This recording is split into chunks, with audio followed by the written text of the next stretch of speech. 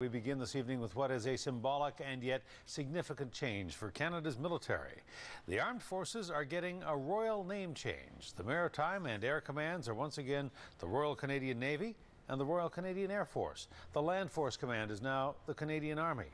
That royal designation was dropped in 1968 when the forces were unified, but now years of lobbying by Canadian veterans has paid off. There are, however, concerns that the change may alienate Quebec. A News reporter Eric Thompson has the story. The three elements of the Canadian Forces will have their historic names revived. At CFB Esquimalt, Associate Minister of Defence Julian Fantino celebrates the announcement by Peter MacKay in Halifax that the government has restored the use of historic designations of the three former services, the Royal Canadian Navy, the Canadian Army, and the Royal Canadian Air Force. It's more than just a name. It has a very, very significant connection to basically who we are.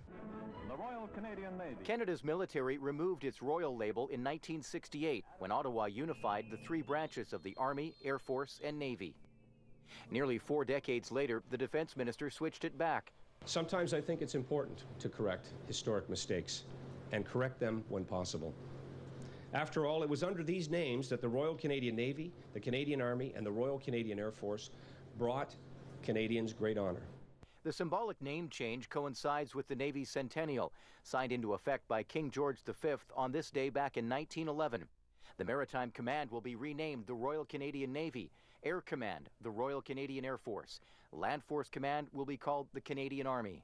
Associate Minister Fantino says restoring the identities is an important way of reconnecting today's men and women in uniform with the proud history of the Canadian Forces. It's really got nothing to do with the monarchy per se. Many of our allies recognize us as Navy, Army, and Air Force and have continued to use those historic designations with the royal prefix. It's very important from a symbolic point of view, but also from a morale point of view. The royal name change is the end result after years of petitions, and some veterans say it reflects the military's proud history. It brings back a sense of pride to our veterans, myself included, who served most of our years under the entitlement of the Royal Canadian Navy. Veterans think it's a good thing. They've always fought for their own identity, right? I think it gave us back our distinction and their designation, and the camaraderie was always wonderful in the Navy. I don't think Canadian public ever really understood, nor did our allies, when we talked about Maritime Command, Air Command, and Land Forces Command. It is very much part of our historical legacy.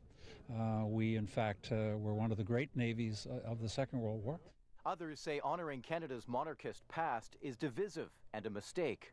That's a throwback to the British Empire, that, we're not part of the British Empire. People don't fight for Queen and country anymore. That's something that is part of the past, a respected part of the past, but not part of the present.